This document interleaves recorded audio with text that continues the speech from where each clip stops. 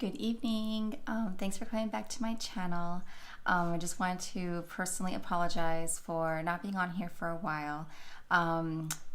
Yeah, basically the title of the video says it all. You know, I practice what I preach. Anything that I'm explaining or sharing on this video are things that I have experienced personally. And so by any means, I've mentioned in my other videos that I am not saying I'm any kind of expert when it comes to this kind of stuff. I can only express like things that work for me. So with that being said, practice what you preach. So everything that I mention on these videos and everything that I share are things that I do for myself. And so, I basically did just that. So, things come up, and so I just wanted to make sure that I was taking care of myself. Most of you guys know that I do have small little ones, and so they take priority always. And so, yeah, so just, I'm a huge advocate of practice what you preach. Like, I would never ask somebody something that I wouldn't be willing to do for myself. And so with that being said, I'm going to start that with the video.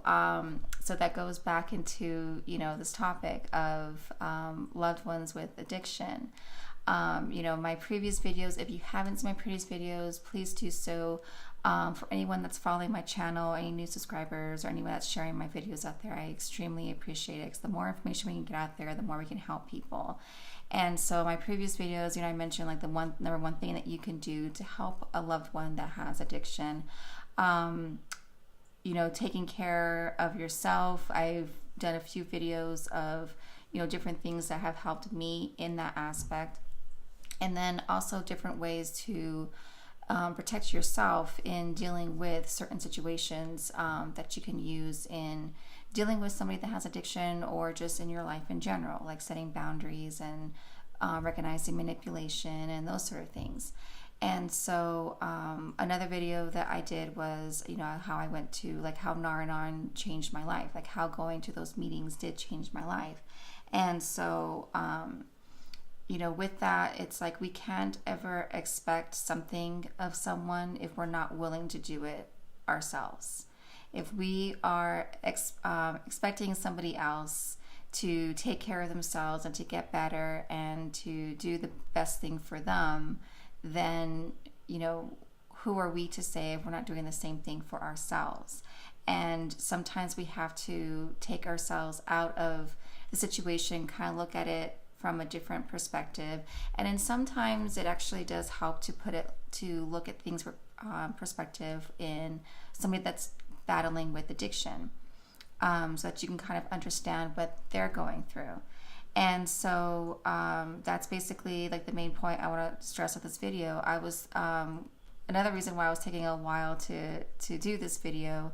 So I want to do them the reason I'm doing them in the way that I'm listing them is because the ones that are taking priority are priority, and then there's going to be other ones that are going to kind of go into different aspects and everything, but a lot of the key points in the beginning videos are very strongly to kind of stress out what the other key points in the future videos.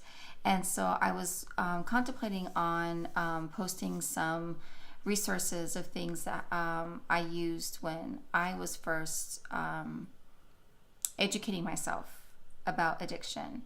I mentioned how my first videos was like how I was looking out there for information, and there was a lot of information in generalized of about addiction and what addiction is, and those kind of traits. But in the reason I'm doing this channel, it wasn't much more from the family standpoint in other different areas. And so, but I still was, the type of person I am is if I don't understand something, I educate myself on it. I never dealt with addiction my entire life. My family, my close family has never dealt with addiction. And so, or depression and those kind of aspects that kind of, tie in with everything. And so, the more that you do your research and the more that you kind of educate yourself of how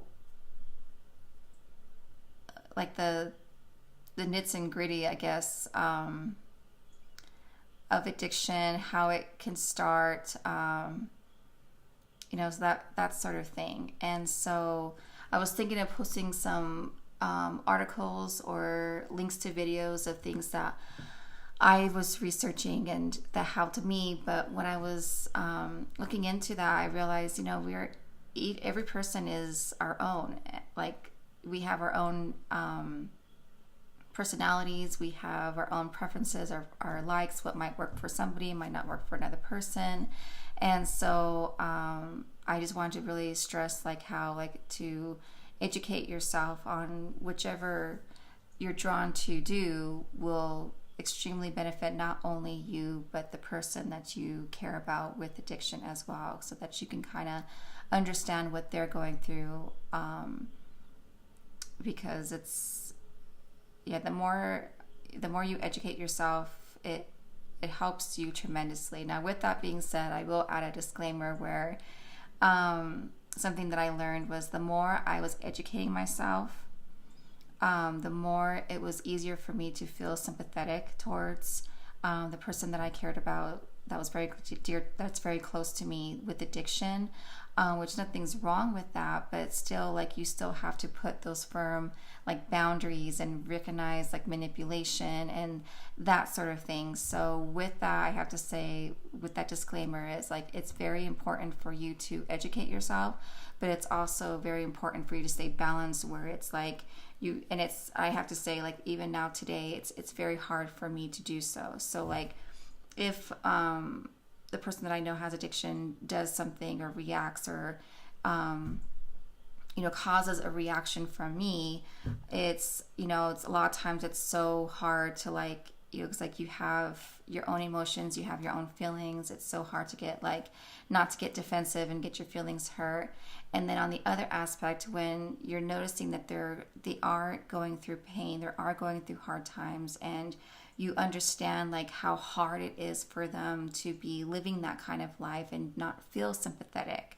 So it's a real hard balance, but it's super important to educate yourself on anything that you are not sure of or you want to get more information of addiction.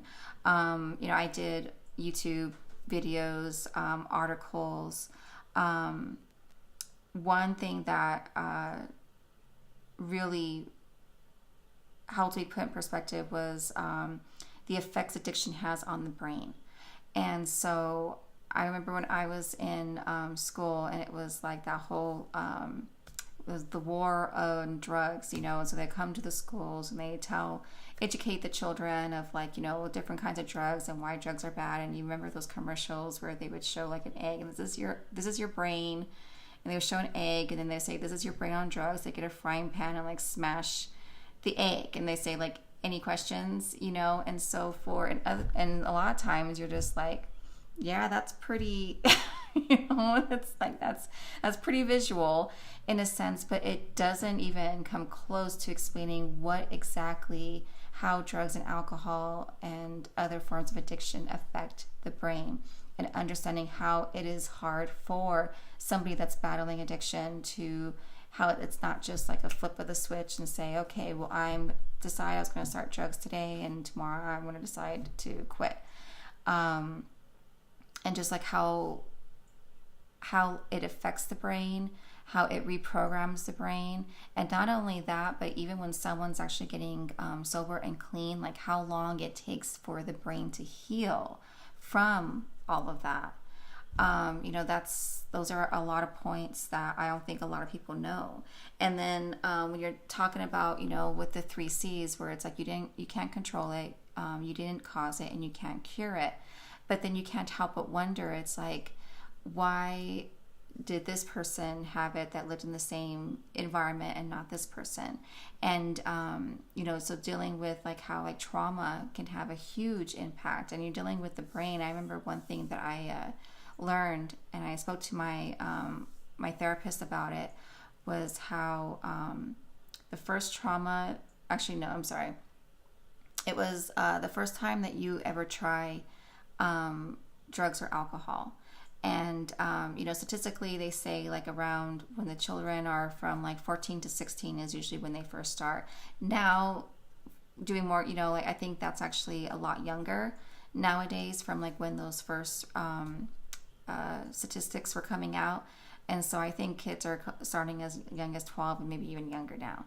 And so it's kind of scary. And so from the first time that the person tries it, they might not be addicted like right that time, but the brain remembers it, and it puts like a trigger, not really a trigger, but it remembers. It's just like it remembers that experience, and it remembers that time, it remembers that feeling. And so some people, it takes for gradually for you to be using the substance for a extended amount of time for you then to become addicted to it. And sometimes some people, it's just that one time and that's it. And then they have a hard time quitting after that. And so, but if you have somebody that tried it when they were younger and then, able to move on with their lives, didn't, have effect on it, but then you add 5, 10, 15, 20 years later on, somebody can then, from having not have first time they used the drug when they were like 12 years old till like when they're like in their late 20s, early 30s, and they then become addicted to it. And so the thing that fascinated with me was how since the brain has that memory, and then once they become addicted to it, your brain gets reprogrammed to that first time. And so what that means is, what they're learning is that a lot of people, where you are now thinking at the capacity and at the same level you were when you were that age. And so for the person that the one that I know that has addiction, he started when he was he was like 12 or 14 or something. And so when everything sort of just exploded, and it was just like the snowball effect, and I found out about everything, and it was just like interacting with him, and it was just like, and I remember then I was like researching about the addiction and just about the drug itself, the one that he was using, the effects it can have on children. And ironically enough, when I was doing that research, for my own children, so I could have like an idea of like what to prepare for.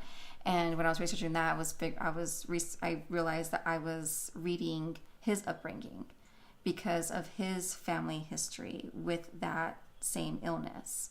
And so now, if you want to talk about paper statistics of children that are in those kind of environments have more chances of growing up following those same footsteps. I mean, the person I care about that has addiction is a walking paper statistic, if you want to look in that perspective.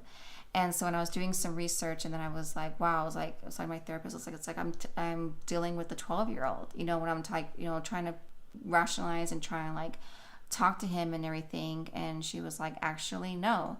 She's like, it's actually from the first trauma. It could be from the first trauma. And so with him, he was 7 years old when his mother left him, and she had an addiction problem, the disease. And I hope I'm not offending anybody. I do apologize. But, and so that was like when he was 7 years old. So she's like, so technically, no, you were dealing with a 7-year-old. If you want to that's basically, and I was just like, oh my gosh, and, yeah, it was just, and then came up with one of my other favorite quotes was, trying to rationalize with someone that's irrational is irrational. And that was, how it was for a while. Like after I found out about his addiction, I was having to put firm boundaries. But then when life goes on, just like I mentioned at the very beginning of this video, is like when I haven't been going on here once a week like I was hoping for, is because life goes on, things need attention and stuff like that. And I think like a lot of times where people that deal with trauma, and like kind of are in that denial stage of addiction, that of them being in an addiction, or they're coming out of that denial, excuse me, and realizing that they have this illness, I think some of them, like with their ones that are in denial, I was just watching a movie the other day and it made me think of it, was the X-Men. If anyone's familiar with that, it has, these mutants and they all have these different powers, and the professor, he can control minds. And there's a couple of times where he can actually literally like stop time, basically, where it's like everyone just like, and it's not necessarily him stopping time, he's stopping people in their minds. And I think that's also like how a lot of times where people with addiction are, it's just like they just kind of, they have no realization of time. They're just in this own little zone. And I know for my situation, it was just like he just felt like things would kind of just pick up whenever he was ready. And it's like, no, that's not how it works. It's like life goes on. Things need to be taken care of. Things don't need to be done. And it's not all going to just be kept on hold until you're ready then, and then just, jump on board. It doesn't work like that.